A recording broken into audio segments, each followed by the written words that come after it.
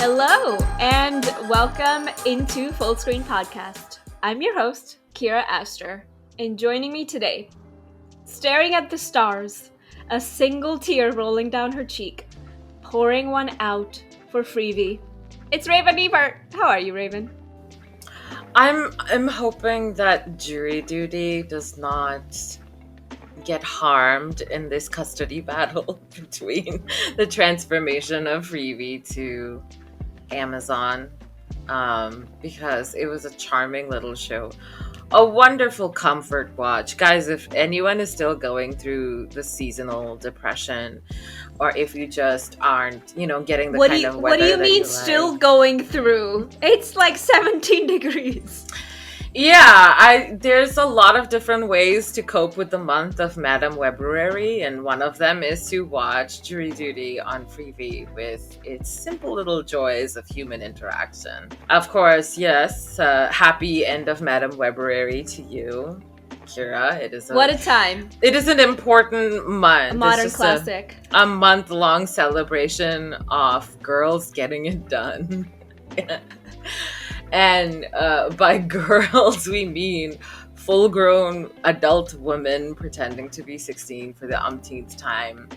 And getting it done is flopping its way to the top of the box office, as every Sony Marvel movie has ever done. So It's true, but also getting it done like Dakota Johnson on her promo tour. Good for her. Girl boss. I mean, all you have to do is just whisper Nepo Baby into the mirror 3 times and Dakota Johnson will appear with a bowl of limes to tell you that being a Nepo Baby, get over it. It's such a boring thing to talk about. Just to recap what happened, I believe a few days ago only, Amazon has announced that they're going to, not officially announced, but it's pretty much set in the trades that they're going to sunset Freevee, which was IMDb TV, and I believe we've talked about it at length and gotten into the service in depth. But now that Prime Video has ads, they are now thinking like Freevee as the free ad-supported AVOD version of Prime Video is redundant. So they are already sharing some titles, but as Raven, you mentioned, Jury Duty was only on Freevee, marked by Freevee, and that was promoted as a Freevee programming. So I wonder what happens to that. Are they going to change all the branding, bring it back to Prime Video, and there's going to be a Prime Video logo and some features that were absent on Freevee? It's just making me think, sincere question. Does streaming know what it's doing right now? The Big Z, our favorite person, is making things profitable by slashing and burning. Paramount and Peacock are in talks of mergers. There's Tom Cruise in the mix with Warner Brothers somewhere in there. It's just all topsy-turvy. And then, I mean, he watches a movie a day, so I think he's actually funding streaming. How else are you gonna do that? I don't think he can go to a movie theater every day. Although people probably don't know what Tom Cruise looks like in real life because all those digital de-aging filters that are applied in the Mission Impossible movies make him look completely different from what he's actually looking like sitting in a theater. So we'll see. For all we know, he's just like a Scientology lizard somewhere. We're going to edit that out so they don't come after us. Our lawyers would like us to remind our audience that the Church of Scientology is a totally valid religion and should be made fun of as a religion and not a cult. All right, Raven, if the people wanted to tell us their thoughts on why the German mom TikToks are basically Sandra Huller, I still maintain this. How can they reach out to us? Please see Anatomy of a Fall, guys, and do not watch it in 370 parts on TikTok. Go to theaters and watch it, please. But if you have thoughts about Anatomy of a Fall on our episodes past, present, and possibly future, all connected by Madame Webruary, please feel free to share those thoughts with us on Instagram and Twitter at FullScreenPod. We're also on YouTube at Full Screen Podcast. like and subscribe to our YouTube channel, subscribe to our channels on Spotify and everywhere else that you get your podcast. Here is our very dedicated call to action for getting us some reviews so that we can game the algorithm again and boost to the top, because we're whores for attention. And after seeing Mean Girls the musical and Madame Webruary back to back, I can safely say that it doesn't take much to sit in the spotlight of delusion and want the attention. And we are the best motherfucking podcast out there. So like and subscribe, ring that bell, and give us a big hug and kiss. We need those hugs and kisses. I mean, we do. I mean, remember when YouTube removed the ability to dislike videos? We really appreciate that, because it makes us feel like all of the videos we put on our YouTube channel, which are, of course, our podcast recordings with a little bit extra visual content. A little oomph. Yeah. A little oomph, a little pizzazz, a little research on the Amazon with spiders before my mom died. And it makes me feel good. So, but, speaking of YouTube. Just as an aside, for the video, I need you to put in, for the famous Amazon dialogue from Madam Web, I need you to put in Ali Wong's outfit from SAG Awards last night. Because it was basically a spider. It was a spider from the Amazon that was being researched before her mother died. Yes. All right, guys, today's topic, linear TV is dead. Long live the tubes. Well, that's a topic for another time. Let's specifically talk about YouTube originals. Remember those? It was a thing. Cobra Kai. Not gonna bury the lead here. I feel like I heard about YouTube originals with Cobra Kai. After it went to Netflix. And we're gonna go into what the YouTube originals was, its history, then do a little investigation of why it failed, because spoiler alert, it is no longer. And then also talk about what it could have done differently. And we'll try to wrap it up with what's next for YouTube. All right, Raven. Press pause on those reaction videos of Avatar: The Last Airbender, and let's do this. Let's go! Yip yip!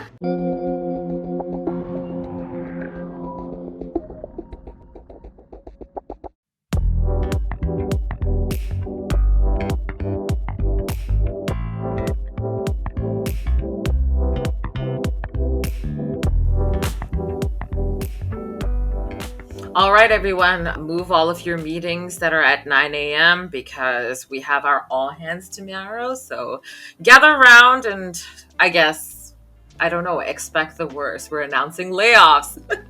That is typically what happens at all hands meetings, as I'm sure it did in Google back in the day when they decided to cancel YouTube Originals. So we're going to take a look at the decision that culminated in YouTube scripted originals actually being a thing in the first place, and track a little bit about the evolution of where the product came from and how YouTube made this decision and where did it start from. Well, it started, as all good ideas do, from wanting money.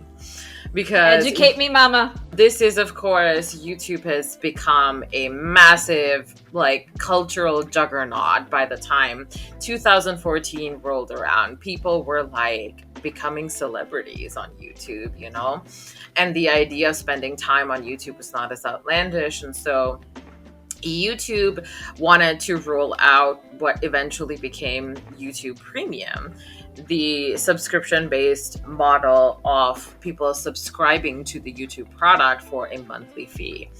This started in 2014 as Music Key, which was a collaboration between YouTube and the app that was formerly known as Google Play Music, as a way to watch music videos on YouTube without ads. Also supporting background playing and offline downloads from music labels that were participating in the program. So it was very music focused at first.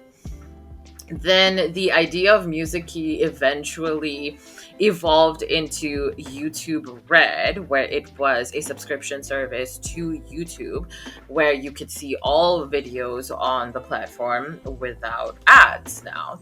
So ad blockers were, of course, costing a lot of revenue money for YouTube, and they're constantly having to try and dodge all of that to make sure that they're actually getting the advertisers what they paid for.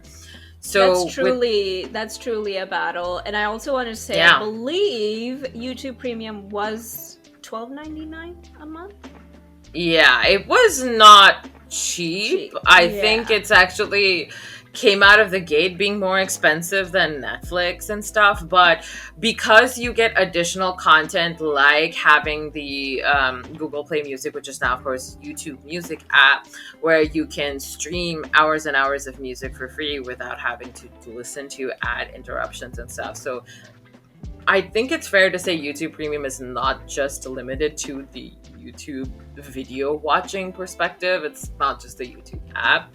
But ironically, YouTube being a part of Google did not Google whether calling their premium subscription offering YouTube Red was a good idea, because RedTube is very famously a pornographic website. You can see people doing the sex and putting the sex on the internet. And they just were like, no, we have a bigger search engine optimization presence. And then in 2018, someone was like, no, we don't. And it became YouTube Premium, the name that it always should have hubris. The hubris behind this. Like, why is no one smart in the room? Well, I think it's very fair to talk about hubris because YouTube was riding very, very high. And I think this is around the time of where we literally started seeing content houses being built in the greater Los Angeles area and consequently terrorizing neighborhoods with a house full of like teenagers to young 20-year-olds just doing disgusting like shit for pranks and likes on YouTube. So this was the Vine escapade, really. Like, it was Vine deplatformed a lot of people and they went into longer form content. Never forgotten.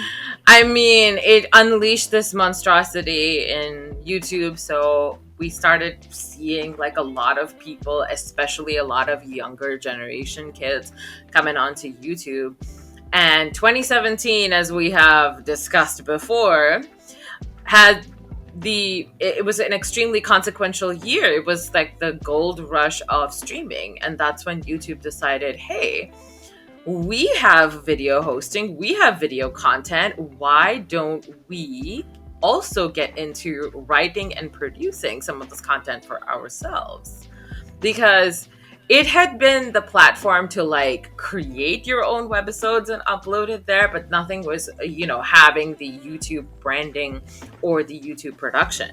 So I think, again, it's fair to say that it is coming through hubris, where a website pretty much known for user-generated content is coming in and saying, we can do this. And I wasn't super confident about how it was going to go. But Kira, you're going to walk us through how it actually all went down. Let's talk about YTO.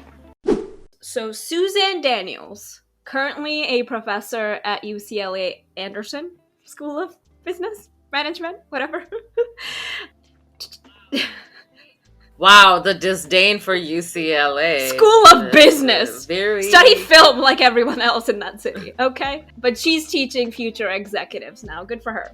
So Suzanne Daniels was the big name behind YouTube Originals. So she was YouTube's global head of original content. And she was brought in around 2015, esteemed TV exec from, I wrote MTA. Can you tell? Wow. Underground, literally in the gutter. If we zoom in on your mind, it's just like a rat pulling a pizza. It's just subway sounds, like the screech of the little of the train stopping. MTV. She came from MTV, previously CW. Yeah. equally soothing sounds on MTV. TRL, whatever, same thing.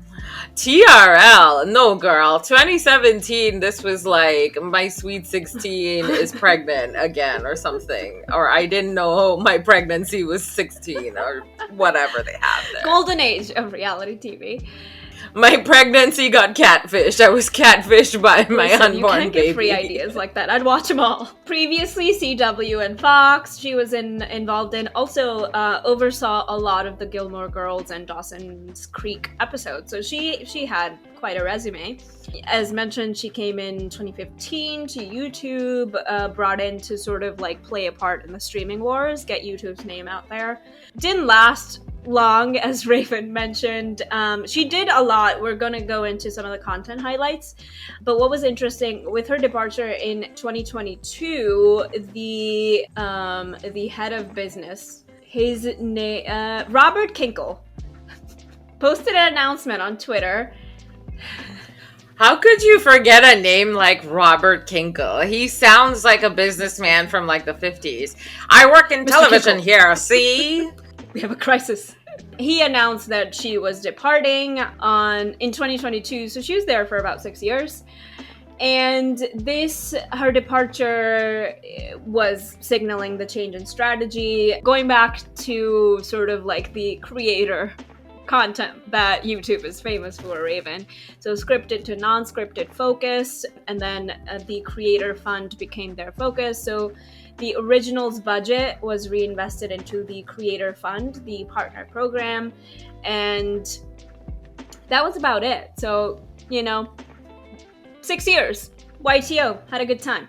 She did, as mentioned, spearhead a lot of good stories during this time, led by famed creators and fronted by a lot of good talent, as we'll go into. So quite a visionary in that aspect, but I will say, none of the, obviously maybe, with the exception of Cobra Kai and maybe a couple others, I think the thing that YTO suffered from is that they got good talent, they got good creators, they got good stories, but it never rose above the fray. It never... And this was a time that we didn't really have the content dearth that we have now. Netflix was the only big player in the game, and Hulu was rising, and Disney didn't exist right during this time. HBO had their content, but they were a little bit separate from streaming wars at this time. So it was really Netflix and a little bit Hulu. Couldn't do it during this time.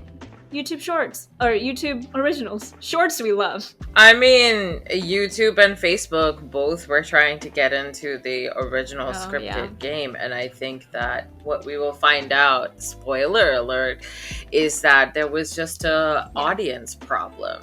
I think that when you look back at YouTube at 2017, you're watching Jake Paul videos, and with the literally just flood of crap coming in from people like him and Rice Gum, who are doing like battle rap. Well, not even battle rap. I think it's just ghost written rap disses because, iDubbbz did a content cop. Oh, I need to find Jesus. I know so much nonsense and I really need to make room, but yeah, I just feel like if you're watching that, are you really going to watch Cobra Kai? I mean, what 7-8-year-old is watching that? And I mean, you're going to go through the roster of stuff from YouTube. A lot of it is really good. And it still holds up. As opposed right? to, you talked about Facebook Watch, and we've check out our episode talking about Facebook Watch as well. Facebook Watch did not have good content. Yeah. So, it died for a reason. This, I'm really surprised. So let's go through some content highlights. So Cobra Kai went to Netflix. So the famed sequel to Karate Kid, original OG cast, right? Ralph Macchio, William Zabka, probably the most famous creation coming out of YouTube, with also a hot new cast. Sholo Maridueña is now in the DC universe, correct? Blue Beetle? Yeah. Created by... So the show is created by Josh Held, John Hurwitz, and Hayden Schlossberg. Yeah, and that makes sense because in 2017, if you were like, they want a Karate Kid sequel written by the guys who wrote Harold and Kumar. No streaming service is gonna take that shit. So YouTube was like, give it to us, baby. And it turned out surprisingly good and surprisingly thoughtful. Wayne lasted for one season in 2019, starring Mark McKenna by Sean Simmons. 100%. Aww. Rest in peace, Wayne. 100%. It was so good. It's a true shame it never got picked up, but it's like it went out on a high, you know? Just, it's never ruined in my mind. It still remains perfect. Origin, also one season, 2019. Mika Watkins, starring HP Reunion, Harry Potter Reunion. Natalia Tena and Tom Felton, about 70% on Rotten Tomatoes. Weird City, one season, created by Jordan Peele, Charlie Sanders, starring a bunch of folks. So LeVar Burton, Rosario Dawson, Laverne Cox, Mark Hamill, Stephen Yen, Gillian Jacobs. 84% of Rotten. What are we doing here, guys? Only lasted one season. This I would watch. Ryan Hansen Solves Crimes on Television. So 2 seasons from 2017 to 2019, starring Samira Wiley, created by Ryan Hansen, like action comedy adventure with, I believe, the LAPD. And again, if you're a Veronica Mars fan, you're like, you know not to take Ryan Hansen seriously. And he fully is aware of that. He's like, I am Ryan Hansen, like in quotes. Again, like the focus wasn't there, right? Like the branding is not there. Like people are not getting enough eyeballs on here. Why are people not pitching other execs like HBO, Disney, Hulu, take our show? The focus outside of creating these shows just wasn't there. Sherwood also sounds interesting, starring The Witcher's Anya Chalotra by Megan Lawton and Diana Manson. Lasted one season. So this was the animated show. Premise looked interesting to me. Other series, Alive and Acquired, so On Becoming a God in Central Florida. Our Girl, Kirsten Dunst by Robert Funke in 2019. Also lasted one season, right? Yeah, and it was a really good show. And again, something that I was just like, wait, this got acquired by Showtime and not made by Showtime? That's wild, because it just sounds like prestige television. Oh, because there's only 2 types of television that takes place in the Florida Panhandle. A prestige crime drama or like TLC reality schlock. Went to Showtime, as you said, Raven, and then Step Up also. There was also Step Up Deepwater or Step Up Northwater, something like that, like a little. What is that Step Up on like an oil rig or something? I would love hilarious. Step Up Deepwater to be starring. Step Up Deepwater Horizon. Yeah, that's what I need Ben Affleck. I need Ben Affleck. You know, just like a giant man on a tiny bicycle in New Orleans somewhere. Shouts to Deepwater. What a joyous bad movie. But again, I think that movie knows its audience. Nobody who followed the Ben Affleck, Ana de Armas saga was going in there expecting something that was just like cold, hard facts. No, they wanted cheese, they wanted wine, they wanted the corn, they wanted the camp. And I think we're gonna get into it with the next section with how YouTube may have produced things of like somewhere between like pretty good to all right quality, but it just didn't connect. So how come?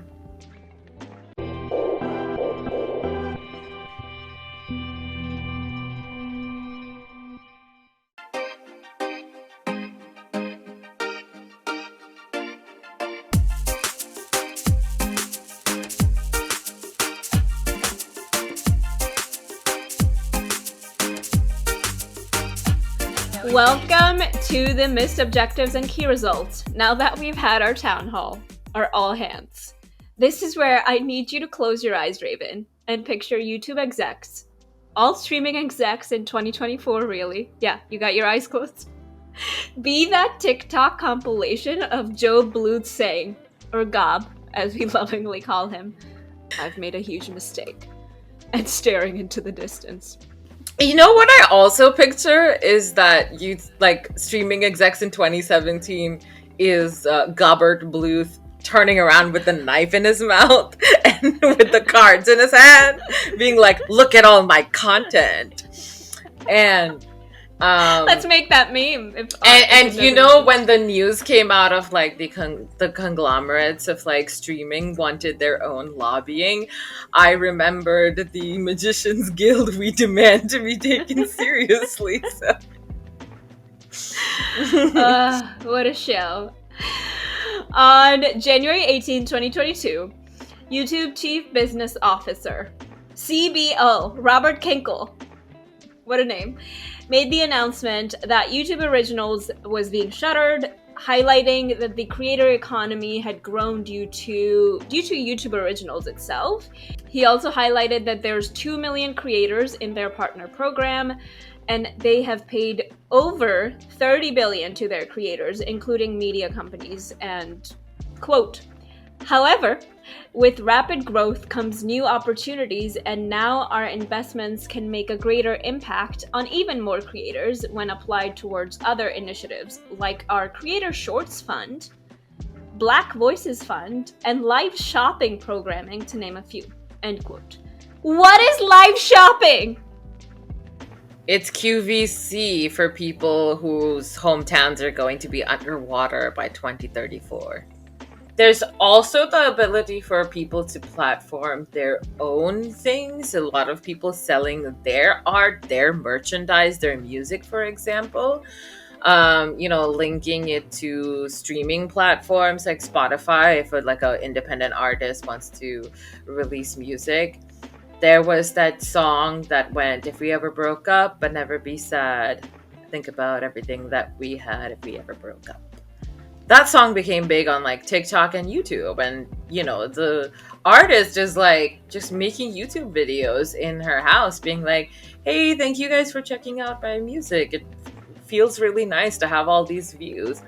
And she used her YouTube channel to essentially promote the rest of her work. So I think that is also another intention for people to use it in promoting quote unquote commerce in that sense as well. Yeah, that makes sense. I would, however, love to see like a QVC type situation from YouTube, So according to Ars Technica, quote, "We've seen this story about 1 million times from Google. After a new initiative does not achieve immediate, incredible success, the company starts scaling back its plans after about 2 years." And this is so true. So Google, in the last, I would say, few years in the rise of streaming in this world itself, has not created anything new, but followed a trend as the third or fourth person or company in the game to just try to replicate the model that exists. So if the metrics that Google was concentrating on was solely revenue, not popularity, not momentum, which the content brought them, like their original content really brought them great talent to build a foundation on, right? They didn't want prestige for the longer term okay, let's also say this is an industry that's new to them, right? They wanted immediate revenue, and if that is what they were going after, then this strategy makes sense. By those standards, right, it makes sense that they've been desperately cloning the formula for success without quite perfecting it. Even now in 2024, I was about to say 2023. So, all right, let's recap. So YouTube Shorts is a clone of TikTok, is a clone of sort of like Instagram Stories, Instagram Live, or... it's TikTok. Yeah, she's TikTok. It's TikTok. Which, again, they were like third or fourth in the game, right? Getting there late and sort of just replicating the formula, which YouTube Shorts actually, for various reasons, is actually doing pretty well. It's pretty stable at the moment, which we can recap later. YouTube Gaming is a clone of Twitch, Raven. YouTube Stories was meant to be an answer to Snapchat. YouTube Originals was a swipe at Netflix, which in 2016 was turning heads with award-winning shows like House of Cards and Orange is the New Black. So they're just like, hey, let's get in here, let's try to make waves, and let's try to build a foundation, but then they back out, which, like, it's not gonna work in 2 years. You know what Netflix built? Took them years and years. They started with the DVD business, guys.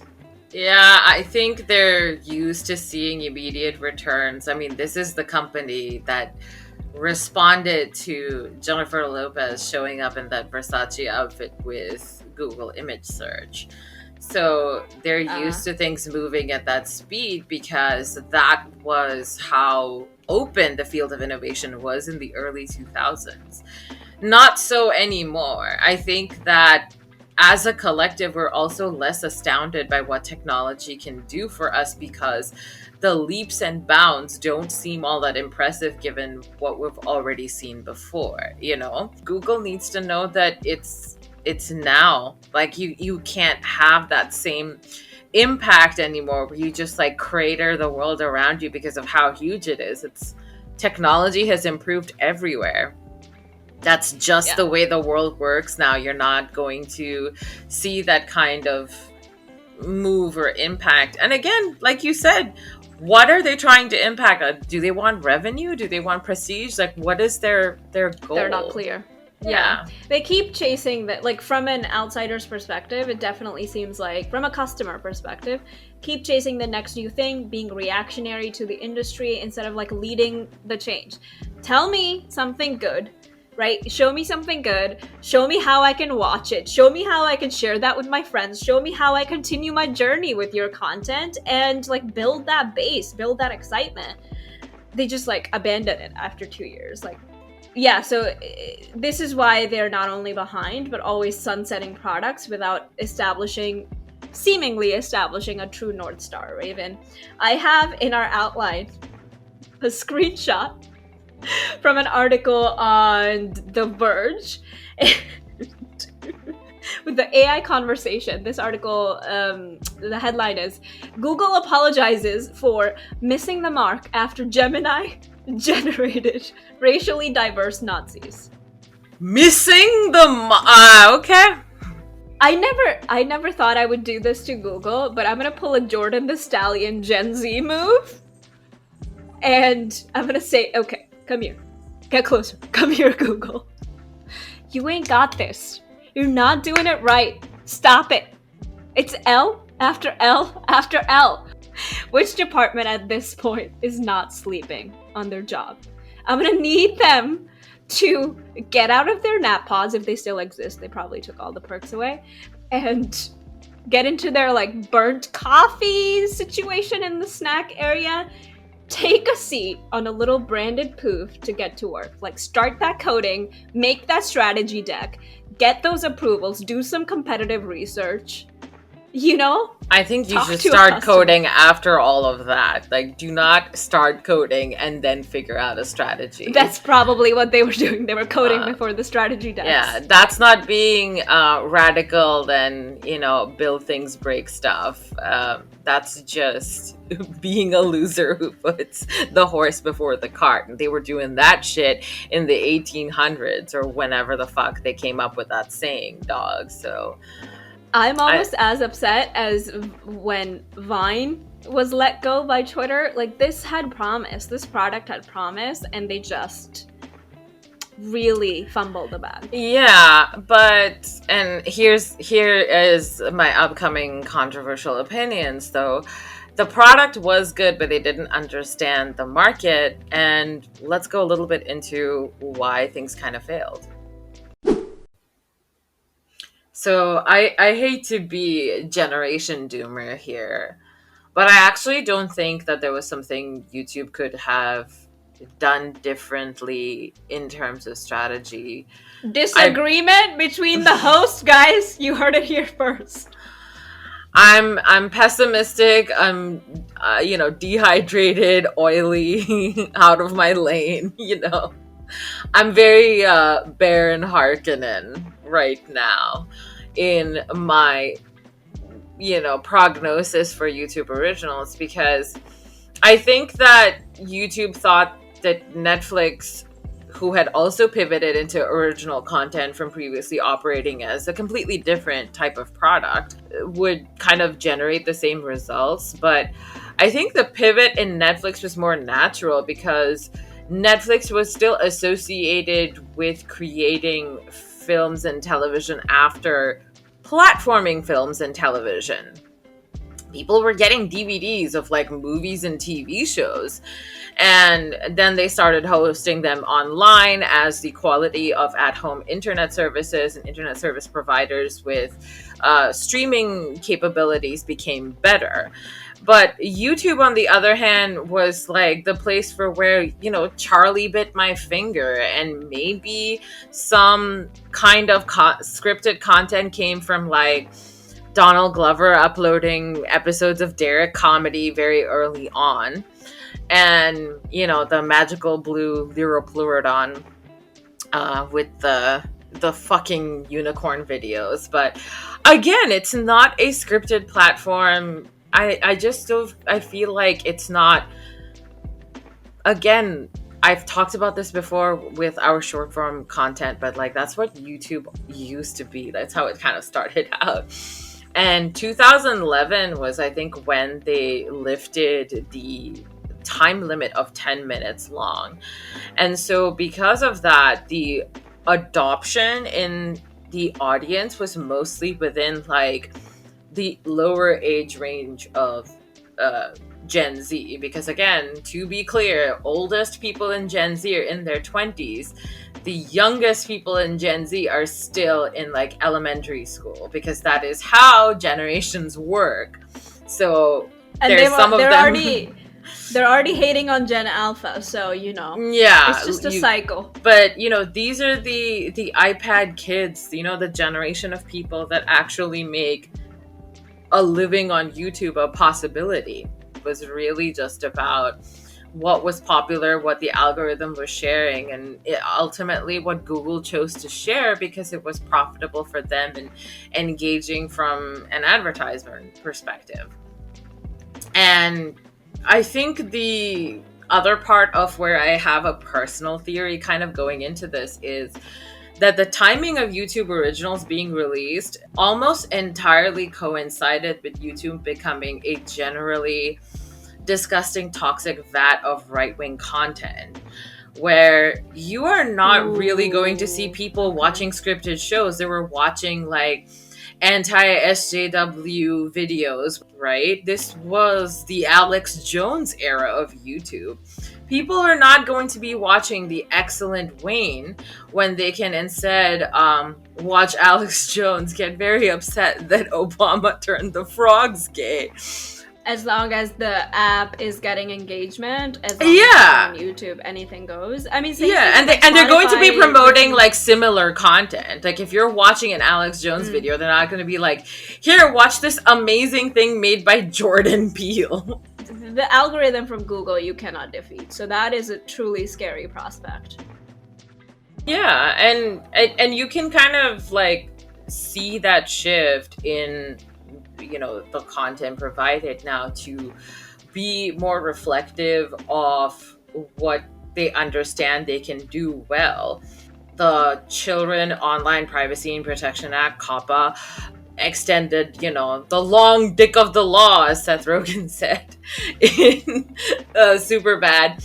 I think they're very concerned about making sure everything is child friendly so that it's advertiser friendly, because that's where the concerns really come in as to how much advertising, you know, there was like a huge boom in the 2018 era of where things were like family vlogs and van life in 2020, you know, like content that was very seen as wholesome and aspirational and achievable by anybody who just watches these types of content. And I think they just said, hey, we're gonna be like what Netflix used to be, or what an aspect of Amazon Prime is, where you can pay, you know, because there's an integration with Google Play, obviously, because it's all like native platform stuff, buy seasons of television or watch movies, either for free because they're being licensed to YouTube for like a short time, or you can pay for it and watch it without ads. And that's another additional content revenue stream where they're like, okay, we know we operate globally. Somebody from like a country where they can't go see, I don't know, some movie in theaters can go type up that movie in YouTube because that's where they'll go looking for it. They're not as big into streaming. It's not proliferated as much globally everywhere else. Maybe Netflix, but none of the others can keep up. So they just see this as a viable option. I think it really was just written in the cards for this not to work because of the nature of the YouTube platform. Maybe, but again, ultimately, it's kids watching. Like, it's all Baby Shark and Pen Pineapple Apple Pen. They're not going to be sitting down to watch two people talk and go to the comments and be like, is this real? This looks fake. What if they made Bluey vertical and in 52 parts? 100% they would watch it. Yeah. That's how TikTok brain disease works. So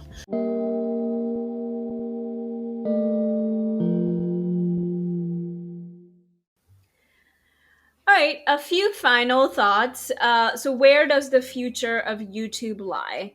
So let's start by talking about YouTube Shorts. We've talked about them before in depth in one of our episodes. God, what have we not talked about? Streaming? Come at us. We got you.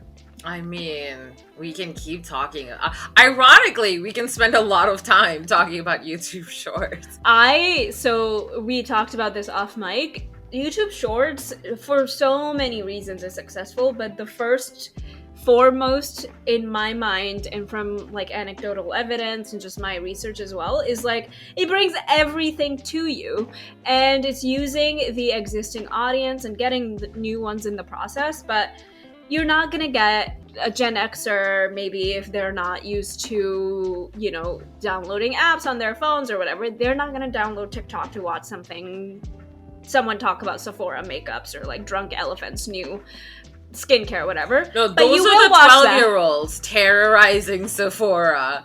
But you can explore the idea of getting them on YouTube because you don't, need a TikTok account or a YouTube account. Yes.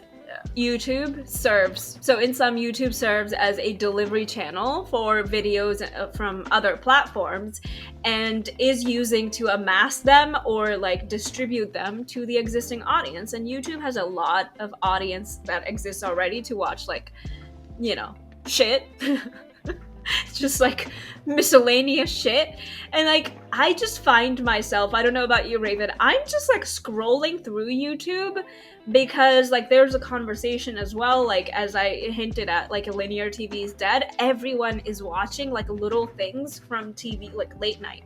No one is going to watch CBS and HBO, and we know that HBO announced that John Oliver's show won't drop on YouTube on the Monday after. It will drop on Thursday, and they're trying to get that audience back on HBO because no one watches John Oliver's show on HBO. People are watching on YouTube. So that whole conversation, YouTube is very well primed, and YouTube Shorts themselves, they're skyrocketing. And we mentioned in a last episode or 2 episodes ago the UMG dispute, which has sort of been a conversation that's sinking TikTok a little bit. YouTube will keep all of these content providers so happy because their copyright system literally doesn't give a shit about you or your fucking little feelings. They care about all these, companies that make the copyrighted media and do not understand context of fair use at all. Uphold the status quo, YouTube, my darling. But yeah, YouTube is not messing with that, and for that reason, at this time, they're really primed for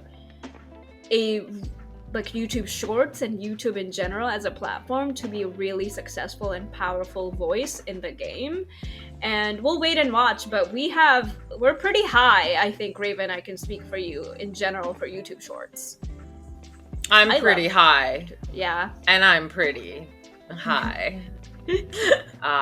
I think with scripted stuff on YouTube in general, I think people will continue to upload like their own scripted stuff. There's not anything that's gonna come from YouTube. They're seemingly pretty focused on like documentaries and TV specials, I think, because those are smaller budget and like technically can go to like a very specialized audience. They just won a daytime Emmy I think that YouTube's streaming game, like live streaming, I mean, has gotten really good.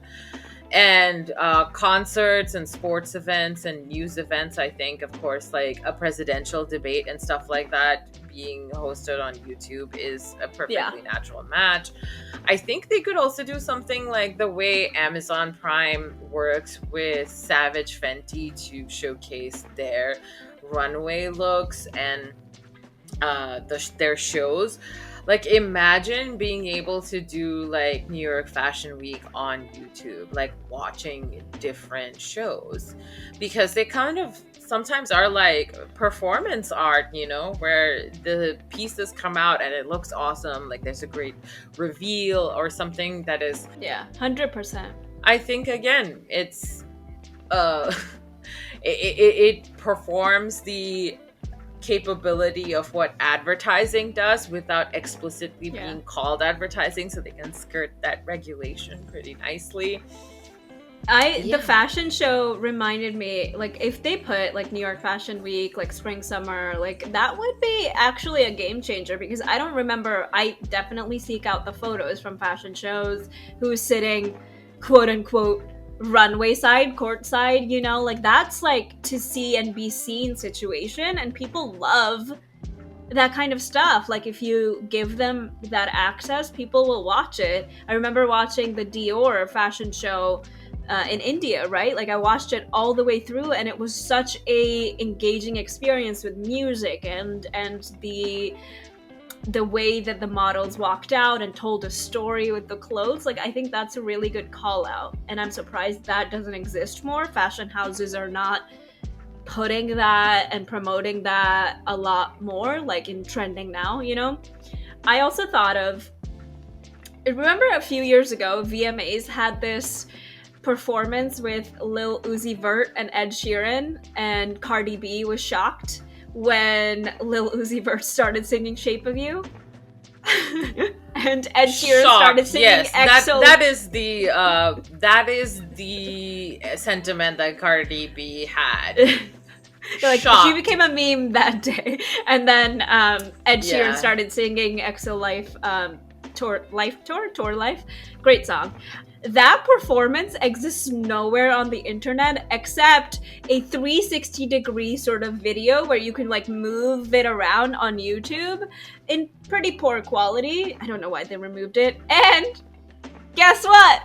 In 4 parts on TikTok. Of course, at least 4 parts. Well, I think, again, YouTube is going to do a much better job in moderating that. You're not going to see Killers of the Flower Moon part 1625. So, yeah, I think they're going to keep going down the shorts path and never really venturing into scripted again. I think they have found the current basket, and I can't wait to see what happens when they have finally put all their eggs into it, because you know something else is gonna happen right then. We'll be here. We'll be seated. All right, that's where we'll leave this for today. For next time, what a topic! This is back to this. By the way, like this is Kira's dark side. Like when she sees a flaming pile of garbage floating in the water in front of her, this is her. She cackles with fucking glee because What is the next topic, ma'am? The next topic is called Marvel Product Roadmap. What's next for the MCU? I mean, TLDR, nothing.